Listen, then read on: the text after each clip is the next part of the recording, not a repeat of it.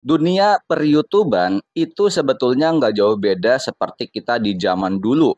Yang dulu mungkin ketika kita ingin pentas, ketika kita ingin caper depan penonton, kita pasti butuh yang namanya panggung. Selain itu pasti kita harus menyebar brosur agar penonton itu datang di acara kita. Nah, sebetulnya YouTube ini nggak jauh beda ya, sama.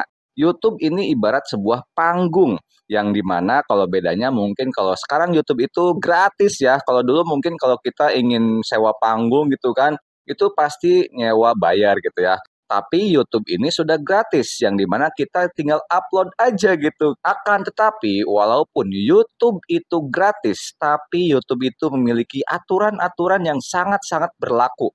Yang dimana kalau kita melanggar aturan tersebut, bisa-bisa channel kita itu akan di-banned alias dihapus. Nah, YouTube ini mengadakan yang namanya komunitas pedoman YouTube. Mungkin sekarang ini banyak sekali yang merasakan ya, yang sudah terkena teguran pedoman komunitas 1, 2, 3 dan dihapus. Nah, di sini saya akan bahas seperti apa sih kita cara menghilangkan untuk teguran-teguran tersebut dan apa dampaknya ketika kita terkena teguran-teguran. Simak selengkapnya.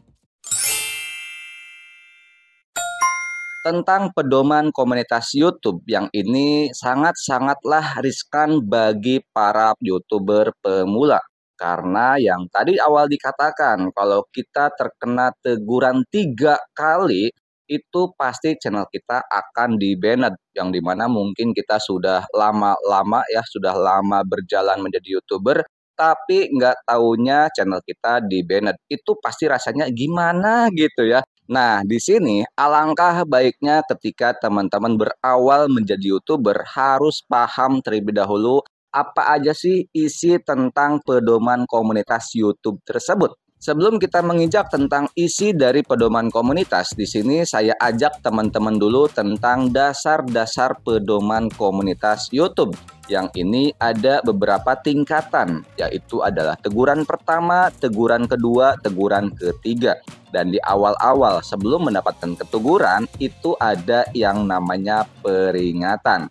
Yang pertama saya bahas tentang peringatan. Ini saya langsung dari YouTube-nya, itu adalah SOP YouTube ya. Ini sah, valid langsung dari YouTube-nya tentang peringatan. Peringatan. Kami mengerti bahwa kesalahan dapat terjadi dan Anda tidak sengaja melanggar kebijakan kami. Itulah sebabnya pelanggaran pertama biasanya hanya dikenai peringatan. Agar masa berlaku peringatan ini berakhir setelah 90 hari, Anda dapat mengikuti pelatihan kebijakan yang tertera di sini ya. Namun, jika konten Anda melanggar kebijakan yang sama dalam periode 90 hari tersebut, maka masa berlaku peringatan tidak akan berakhir dan channel Anda akan menerima teguran.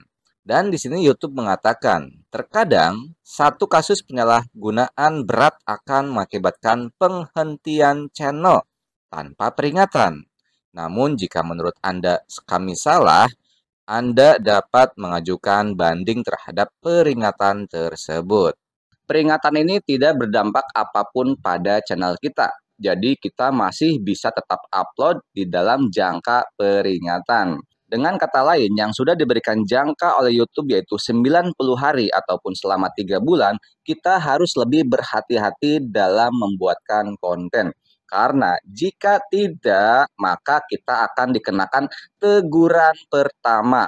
Nah, teguran pertama itu sebagai berikut. Teguran pertama, jika kami mendapati konten Anda tidak mematuhi kebijakan kami, untuk kedua kalinya Anda akan menerima teguran. Teguran ini berarti Anda tidak akan diizinkan untuk melakukan hal berikut selama 1 minggu. Yang pertama, kita tidak bisa mengupload video, live streaming. Yang kedua, kita tidak bisa memulai live stream terjadwal. Jadi ya harus langsung ya, bukan dijadwal.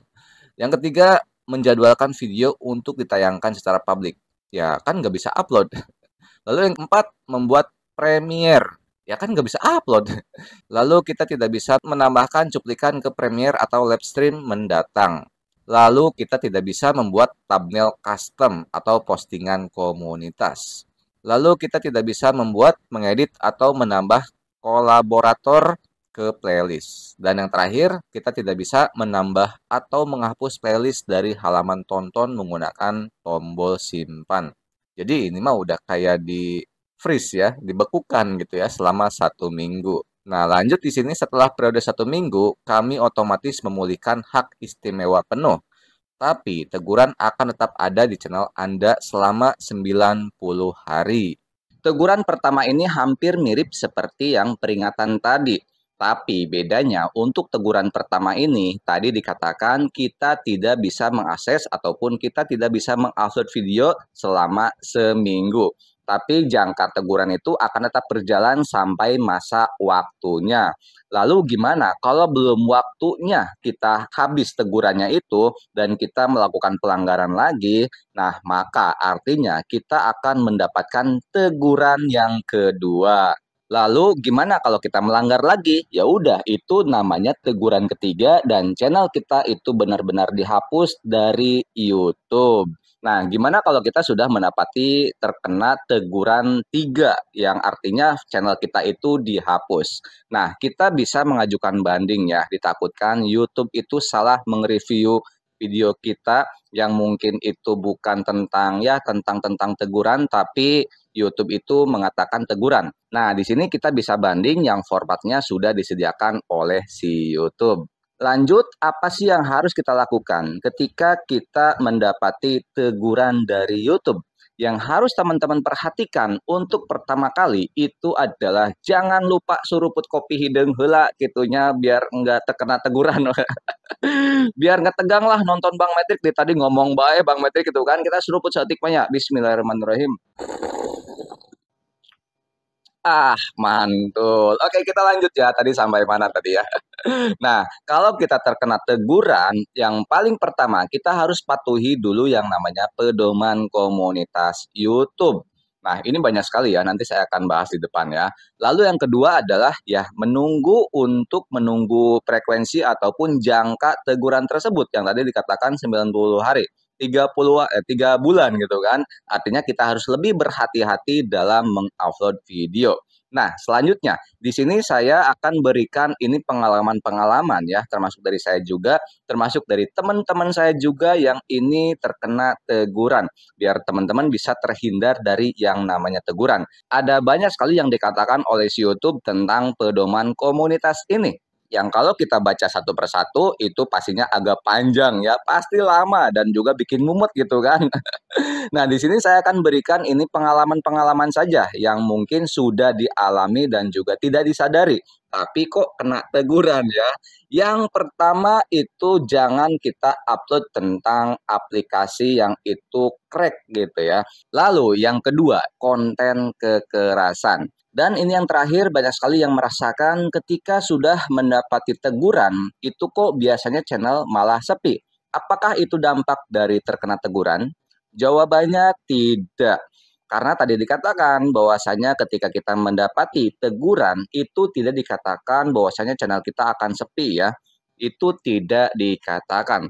Lalu kenapa channel kita sepi? Nah, untuk hal ini teman-teman bisa langsung saja lihat di video yang di sini ya. Langsung saja klik di sini kenapa sih video kita bisa sepi. Terima kasih dari saya, semoga ini bisa bermanfaat buat teman-teman yang sedang baru jalan di dunia YouTube. Jangan sampai berdampak ataupun terkena teguran. Mohon berhati-hati dalam mengupload video.